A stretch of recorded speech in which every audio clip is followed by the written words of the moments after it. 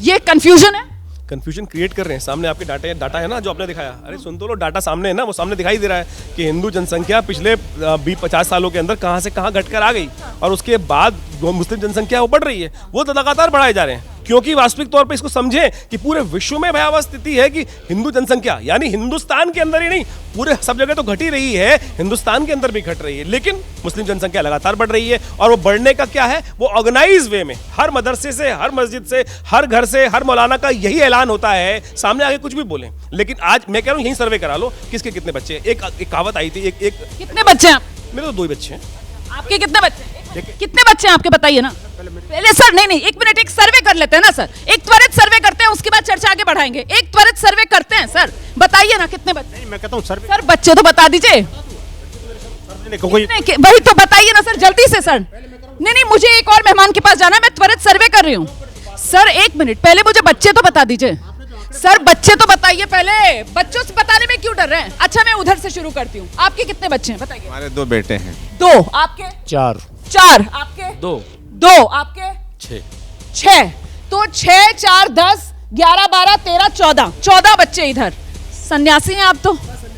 हाँ। और इससे पहले मेरे 3 बच्चे हैं, 2 बेटी 1 बेटा। और पिछले आप सन्यासन? मैं सन्यासी हूँ, लेकिन मेरी 2 बेटियां हैं। ठीक है, 3 और 2 5। ठीक है, मैं तो बता ही चुका, मेरी 2 बेटी हैं।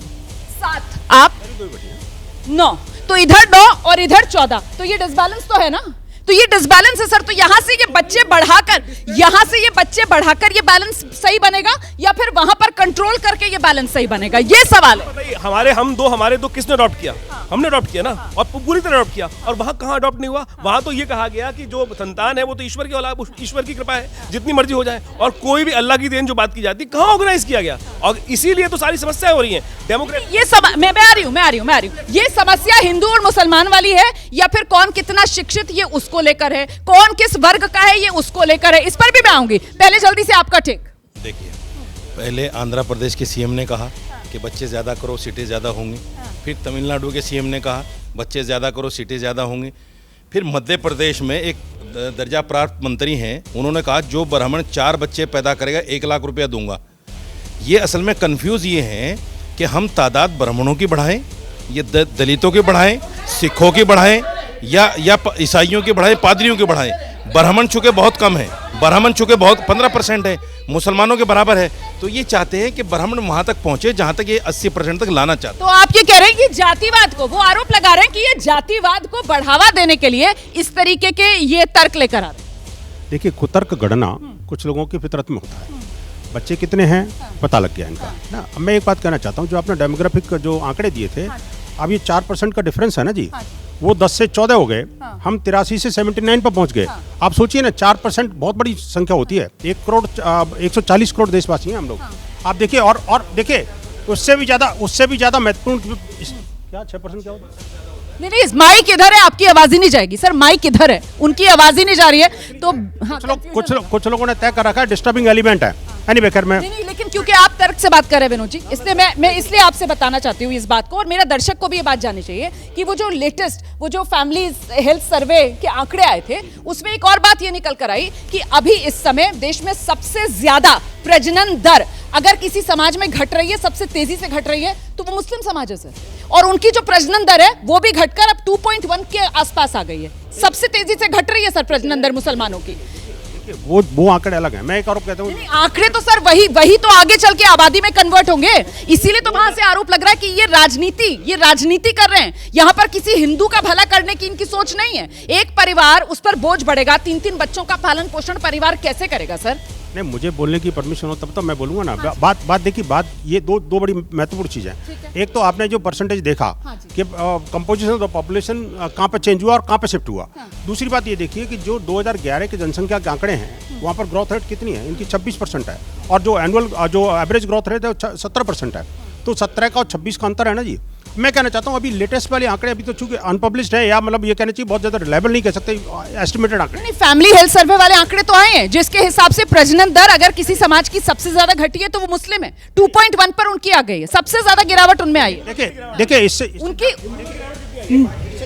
इससे ज़्यादा 1.94 तीन हिंदुओं में जो गिरावट आई है, जो बेसिकली हिंदू जो बर्थ रेट है वो है 3.3 से 1.9। और मुस्लिम्स में वही श्रंक है, वही लेवल पे सेम मेंटेन है, सेम मेंटेन है, सेम। सबसे ज्यादा गिरावट जो है 2.1 वो मुसलमानों में आई है गिरावट के हिसाब से। देखिए आप पढ़ेंगे तो आपको मिल जाएगी वो। देखिए, डेमोग्राफी के अलावा एक और बात बड़ी महत्वपूर्ण है, वो ये है कि आखिरकार हिंदुओं को घर से बाहर निकलते के साथ हमला क्यों झेलना पड़ता है? आखिरकार मस्जिदों से निकलते के बाद आखिरकार ये पत्थरबाज क्यों बन जाते हैं? आप जो बात कह रहे हैं, जिस बात का देखिए, आपको जिस बात का डर है सर, अब उस डर को लेकर तो अलग अलग पहलू है यहाँ पर जिस पर चर्चा होगी, क्योंकि ऐसे तो देश जो है वो लाठी के जोर पर या कोई अपनी आबादी के हिसाब से अपनी सुरक्षा की बात थोड़ी करेगा। देश तो कानून से चलेगा सर, कानून से चलेगा ना, लाठी के जोर से तो नहीं चलेगा ये देश। हम कानून की एक मिनट, हाँ जी, चेतना जी। रोमाना जी, बिल्कुल देश कानून से चलेगा, लेकिन जब यहाँ जनसंख्या नियंत्रण कानून नहीं है तो जितना अधिकार मुसलमानों को इस देश में बच्चे पैदा करने का है, क्या हिंदुओं को इस देश में बच्चे पैदा करने का अधिकार नहीं है? क्या सारा भार हिंदुओं के ऊपर है कि वो किस तरीके से देश के एक सेकंड, आप बोल रहे थे, मैं शांति। क्या सारा भार हिंदुओं पर है कि वो देश के संसाधनों को की तुलना करें, वो देखें कि देश कैसे विकास के मार्ग पे जाएगा? क्या मुसलमानों का अधिकार, मुसलमानों को ये दायित्व नहीं है कि वो ये देखें कि किस तरीके से देश प्रगति के मार्ग पे आगे जाएगा? लेकिन हम लोग तो ये समझते और सुनते आए कि जिसने जनसंख्या नियंत्रित की, जिसने बच्चे दो ही अच्छे वाली पॉलिसी अपनाई, वो समझदार लोग हैं, वो समझदार लोग नहीं है। रोमाना जी, वो समझदारी आज हमारे अपने लिए घातक हो गई है, और किसी भी व्यक्ति को या किसी भी परिवार को या किसी भी मजहब को या किसी भी धर्म और संप्रदाय को घातक नहीं होना चाहिए और आत्मघाती नहीं होना चाहिए। दो बच्चे ही अच्छे, परफेक्ट।